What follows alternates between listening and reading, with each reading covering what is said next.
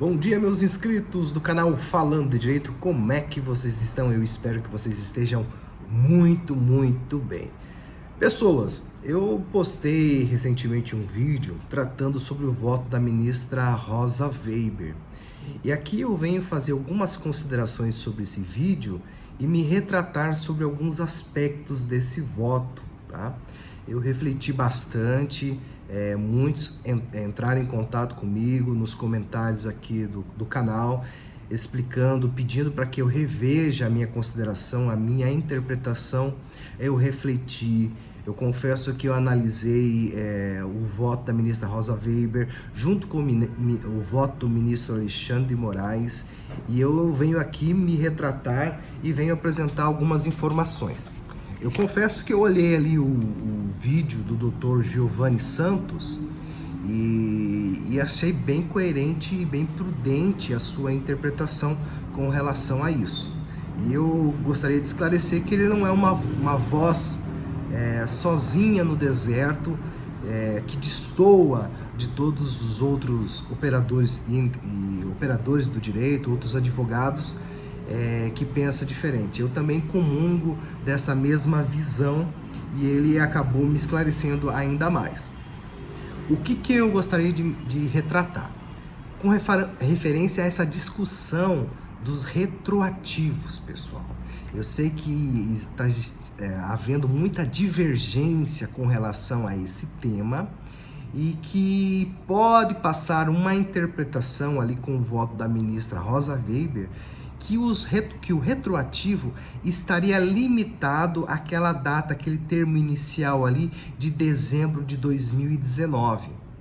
E eu entendo agora, e olhando sobre uma interpretação mais técnica ali dos princípios que regem a sentença, que de fato não há essa limitação com relação ao retroativo, e eu vou explicar o porquê. Quando nós estudamos o Código de Processo Civil, na hora de formular uma sentença, existem algumas limitações pelas quais o magistrado tem que se ater para proferir uma sentença correta, tá? E temos uns termos, uns brocárdios latinos aqui, que eu não venho trazer para confundir, mas para explicar e dar mais técnica à interpretação. Existe aquilo que nós chamamos de citra petita, ultra petita e extra petita. O que significa esses termos e no que eles poderão nos auxiliar na interpretação do voto da ministra Rosa Weber, tá? O citra petita e o ultra petita significa que o juiz ele não pode dar nem além e nem aquém daquilo que está sendo pedido. Ou seja, se eu pedir A, o ministro ou ele vai dar A ou ele vai negar A. Ele não vai inventar e acrescentar algo a mais ou algo abaixo. E nem extra petita, nem dar um pedido, por exemplo, dar um pedido B. Eu não pedi B, eu pedi A. Ou ele dá ou ele não dá. E ele não pode me entregar B. Então, a sentença do magistrado de primeiro grau, de segundo grau, ou até do próprio STF, ele não pode inovar nos pedidos, ele está limitado. Tudo bem? Então, para nós entendermos tanto o voto do ministro Alexandre de Moraes quanto o voto da ministra Rosa Weber, nós precisamos entender o que o INSS pediu. E em momento algum, nos pedidos, seja A, B ou C, eles pediram que fosse limitado o pagamento dos retroativos. Eles se atêm ali na linha C, simplesmente a revisões das parcelas já quitadas. Se são parcelas já quitadas, significa que já houve uma revisão, que já foi paga, então se questiona a possibilidade de entrar com uma nova revisão para questionar aquelas parcelas que já foram quitadas, as suas diferenças. Ali o INSS está discutindo a coisa julgada. A coisa julgada. Não fala de prescrição. Tudo bem? Então, como o Dr. Giovanni ele esclarece bem ali, se fosse para questionar alguma coisa com relação ao retroativo, teria se atacado, enfrentado o tema da prescrição, o tema da decadência, nesse ponto. E ali, tanto a ministra Rosa Weber quanto o ministro Alexandre de Moraes, eles afastam qualquer espécie de omissão no julgamento do mérito do tema 1102. Vocês estão me entendendo? Então, assim como o Dr. Giovanni disse, para que você possa entender o voto da ministra Rosa Weber, você precisa olhar de pano de fundo o voto também do ministro Alexandre de Moraes e mais ao fundo os pedidos do INSS.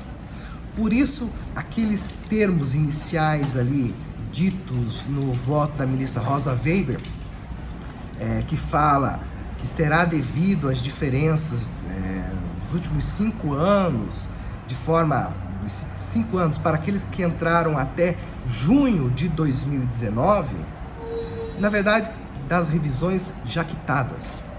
E a impossibilidade de revisão da vida toda para os benefícios extintos é a partir daquela data, a partir para as próximas revisões. Ou seja, se vocês são herdeiros e entraram com um processo de revisão da vida toda, discutindo o seu direito, só vai valer para quem for entrar daqui para frente.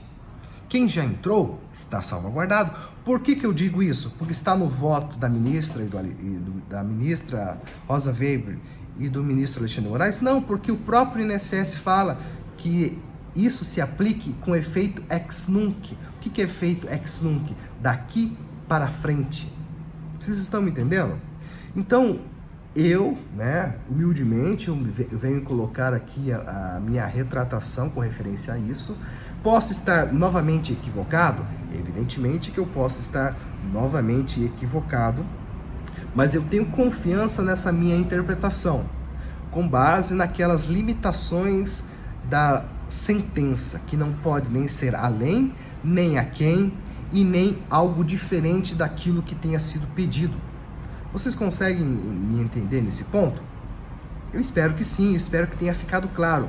E, evidentemente, quando você discorda de outras interpretações, você sofre, obviamente,